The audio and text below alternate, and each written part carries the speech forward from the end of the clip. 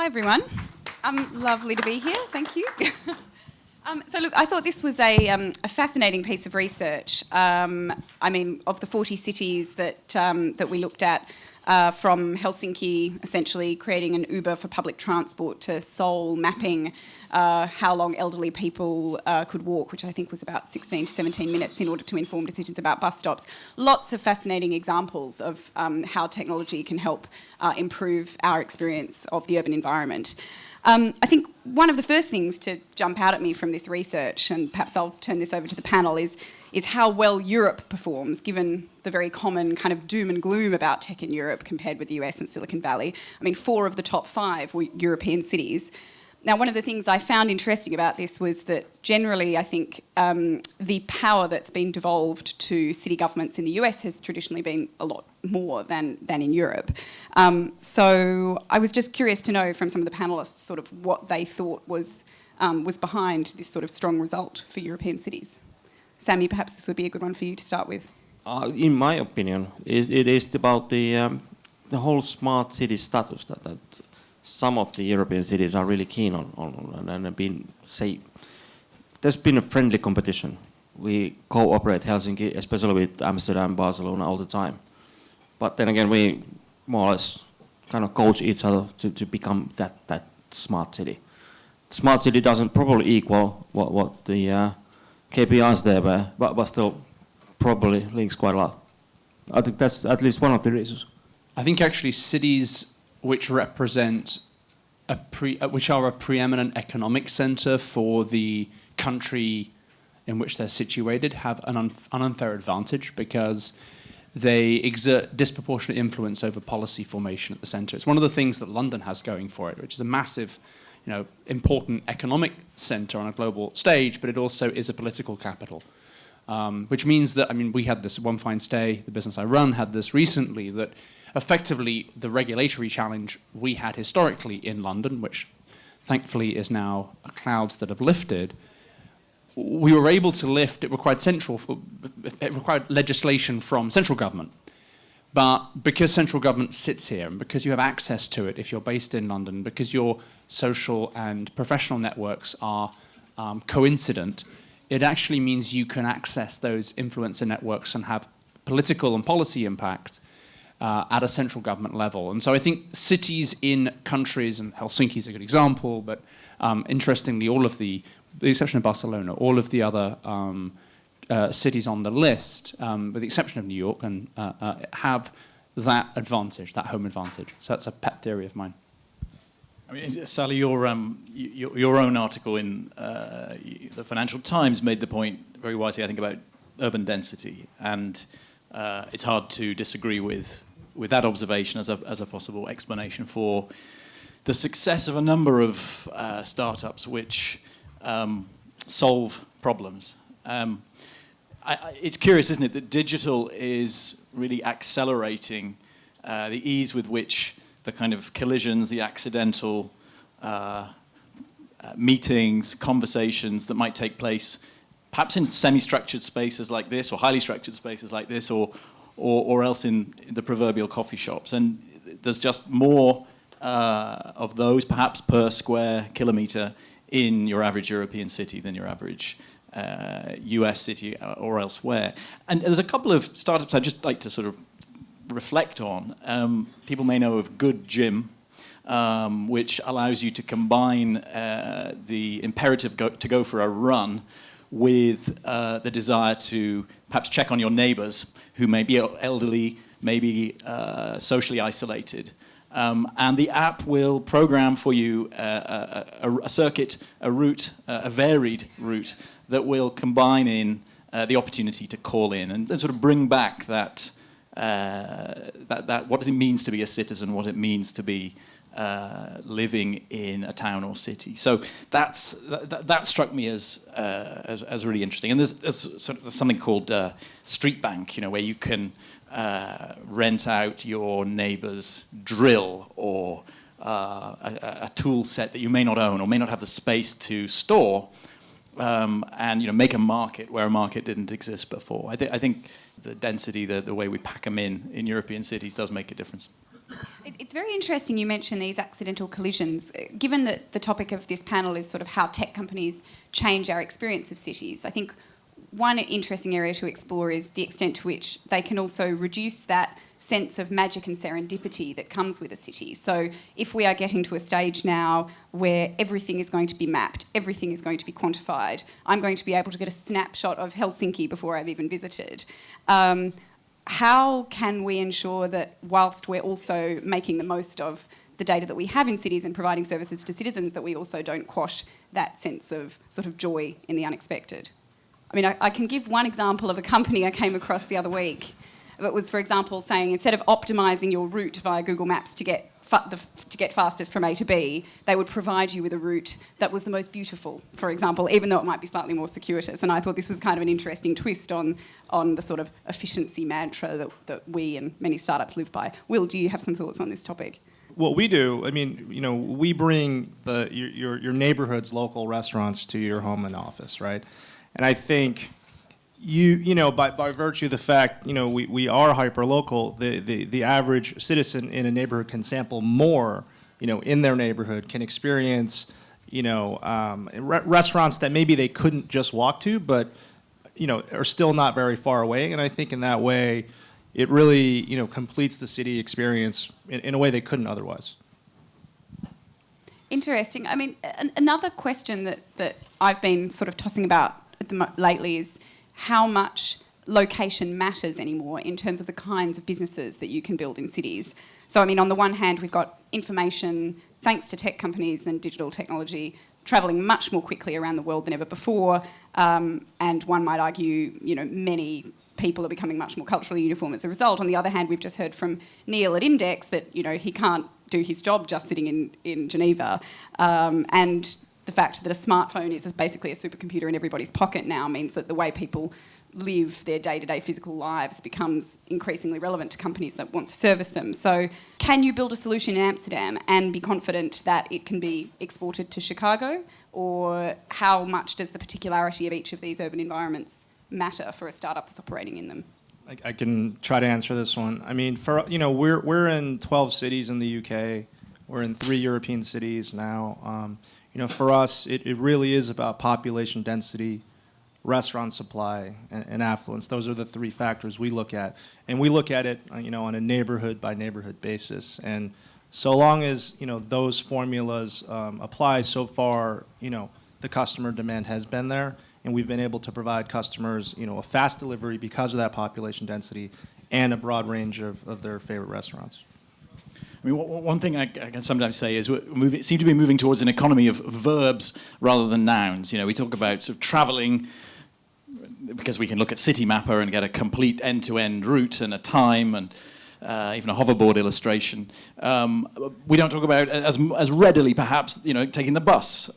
We talk about eating rather than, you know, food a bit more than we did. So we're expecting these outcomes, these solutions. And I suppose I'd argue, you know, those needs and wants, which perhaps these digital technologies are helping to solve in different ways, perhaps from some unexpected players, those needs and wants are pretty similar from city to city, from country to country. Yes, the local landscape matters, and that's why the policy situation, the local ecosystems that policymakers can help to knit together, to help to create, to help to sort of sing together. Because, you know, entrepreneurs tell us in our work with CITIE, I'm from Accenture, that you know that a city government needs to be all of these things to them. Perhaps some more than others, but it's no good just being strong in, you know, the regulatory space and failing to be, you know, scoring well as a city as an advocate or a host.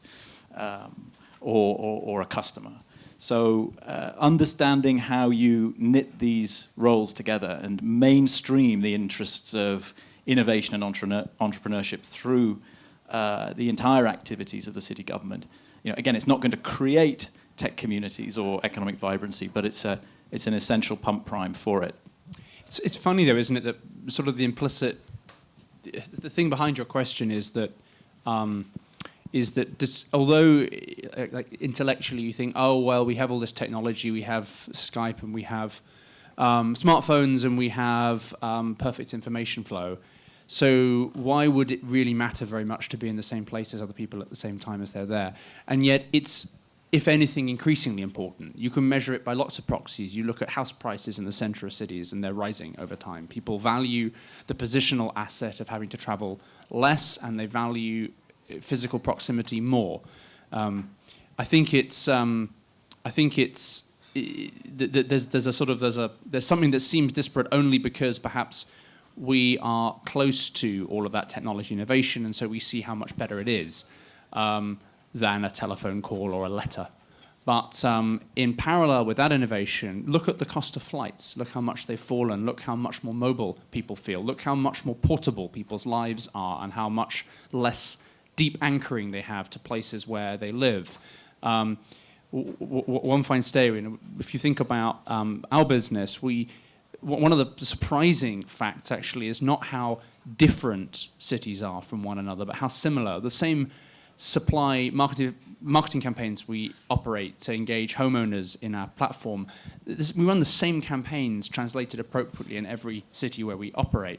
And I think you have the same conversations taking place with the similar people at similar life stages with similar interests and needs in a cafe in the center of London as you do in the cafe in downtown New York. And those are different places, but it's almost as though cities become more like each other even as they remain, as they become more different from non-urban environments. And I think that's something which is also happening in parallel. Go ahead, Sami. A little bit. Yeah, a bit different perspective. First of all, I'm a transportation guy. Location does matter. Being a small country, a small market, we always have been thinking that in order to make the business viable, the new stuff that all you guys develop, it needs to be able to work in Helsinki as well as in, was it Chicago? And then the thing is, what can we do to promote that? What can we do to support that? And it turns out that we can. And we had a couple of really good exercises already with different cities that we come up with, like joint interfaces, like coming halfway to the developers. And then with some of the examples where, say, citizen feedback interface that we develop, and actually Amsterdam was next one to adopt it, and all of a sudden the guy in Amsterdam who did first solution for that got a tenfold market in Istanbul, where it was the next place where they adopted. That's the kind of things that we aim to do. I was actually going to ask you, Sami, to talk a bit more about your experience. I mean, your city has obviously done a lot of really innovative projects. Could you just perhaps highlight a few and point to other cities that you think they could be exported to, or perhaps already are being exported to? Actually, the one that I just mentioned was called City SDK. That was a European project. Manchester was there as well, so it's not just us. And quite a few things we try to promote, support the developer community, try to help businesses as well, like say from transport sector, the providers to come up with APIs. Again, trying what we can to make it as easy as possible for the third-party developers to start developing new solutions. And then the idea is that city shouldn't do any end-user applications at all, if possible. And then we've been quite good at that. Like our journey planner, we stopped making the mobile applications, say 6, 7, 8 years ago. Now we have 40 something, and they are. Well, I always say that every one of them is much more innovative than if City had done it. And of course, always there's someone who comes and says, so we could have done that, but I don't think so. This is the way to go.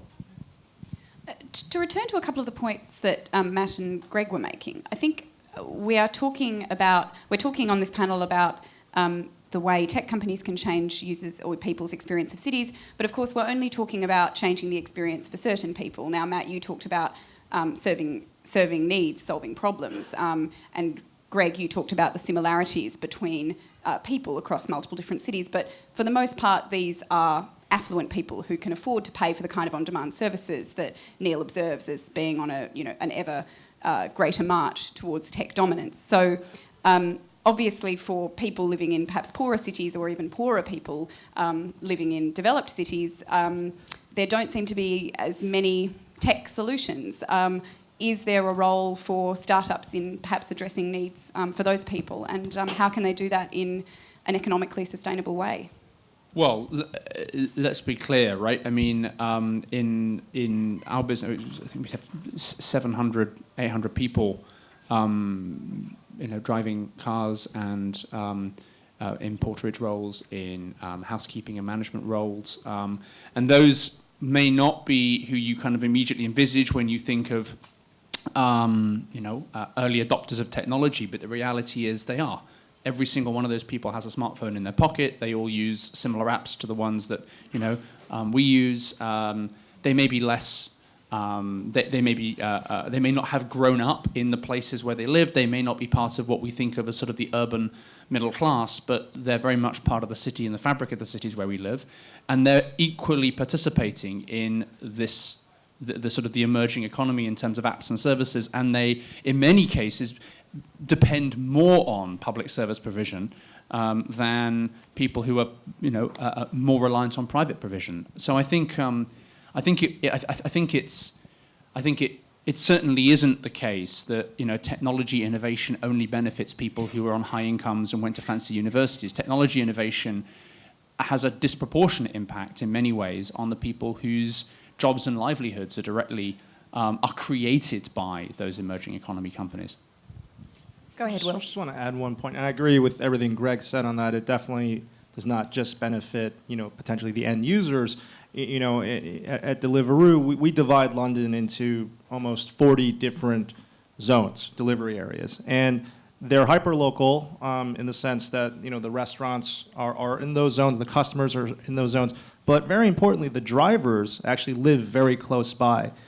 They may not, so our drivers in Chelsea may not live in Chelsea, but maybe they live in Fulham. And so, the overall commute for our, workforce is actually, on average, very, very short. And I think, absent, this type of job, maybe someone would have to, travel 15 miles into central London. So I think technology has enabled that. Just a word on the policy front. I mean, I think what we've observed in the research is that often small changes in the policy situation can catalyze a significant response in the wider economy, and that has to be the hope for the next generation of challenges. So if we're looking at issues like social isolation, if we're looking at underperformance on many measures, whether individual or community, are they not the problems which we're inviting, the innovation and entrepreneurship of the next generation to address? And that's the spirit behind our call for policy that's right for that kind of fruitful response. You can characterize many things as problems, and perhaps some of the apps or websites you're talking about are nice problems, solving nice problems to have, but they're still problem solving. And how do we take that instinct and apply it more broadly across the city? Commuting times matter to everyone. They matter particularly to people who have to commute far, because in a city like London, the option for affordable living might be far from the centre. So, I think I'm optimistic about that, but the conditions have to be in place for those challenges to be real and to be a rewarding thing to pursue. It's very interesting. Go ahead, Sami. Okay, sorry, clearly I need some thinking time here. You asked first that is there room for startups in there? And then quite often there is, but sometimes we can create the room there and kind of new market for startups by the actions from the city. And that's what we've been doing a couple of times. Like first of all, we don't want to own everything. We don't want to purchase. We don't need to own the data. We just want it to be there, and we can do different actions and then create the market for someone else that actually collects and then refines and then provides the data and APIs and tools for the end user, well, the developers who provide the end user applications. And at the same time, with the mobility scheme is that we create a new market on top of the existing transport providers. And again, there are startups as well as like biggest telecom operators, all fighting for the same market. But still, we can do it. I think we have time for one more question, and I want to be disabused of a pessimistic notion I have. So I think there are perhaps two reasons for pessimism about why cities could actually act on some of the insights in this report. One is that at the moment, certainly in Europe, and one could argue elsewhere, there seems to be very little appetite for the involvement of public sector institutions in the private sector, particularly in terms of, essentially the attitude of the government should get out of the way and let the private sector do its job. Do you think that the political climate at the moment is conducive to city regulators and city governments being able to adequately foster innovation in the cities where they need to do so? Perhaps, Matt, we can start with you. It's always going to be a question as to whether the politics is right.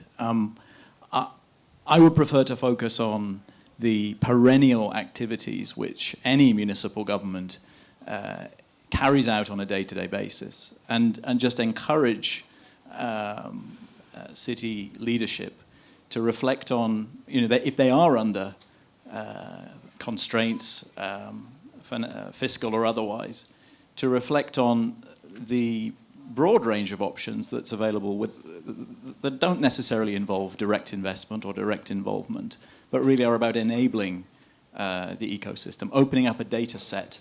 There may be some careful thinking required and careful policy orchestration, but opening up and providing a data set need not come at a huge cost. So, and if you count the economic benefit, and if you count the employment gain, and if you count the improvement in the problem which the city itself, the city government itself is trying to solve, be it congestion, be it pollution, be it the accidents, injuries and deaths of cyclists on London's roads. Why don't we throw that open to a wider challenge? The gains from these choices stand to be much greater than the relatively modest investment required. That would be our point of view. There was a very interesting line in the report that said, the areas a city government has the most direct control over do not correlate perfectly with the things that matter most to entrepreneurs. So in an increasingly globalised and connected world where jitters on the Bombay Stock Exchange are felt in New York and London, how much power can city governments realistically hope to exercise? Greg? Okay, well, look, I'm much more instinctively optimistic than you for a couple of reasons. And the first and the simplest and the most empirical is that, crime rates are falling in most major capitals. Quality of life has clearly improved in most major world capitals, not only because of crime rates. I find living in London has not only become easier and more pleasurable and more pleasant, but it's become a more vibrant and interesting and international place during my life here. So clearly, urban experiences, you go back and watch movies made in the 1980s and they're all dystopic, right? They all feature these kinds of grim predictions of the fact that we're going to live in this hellish, criminal, underworlded urban dystopia. And it's not like that. I mean, actually, this is what London is like. And look around you, and even the sort of the relative sort of I'm trying to think of a polite way of putting the architectural heterogeneity of Old Street Roundabout.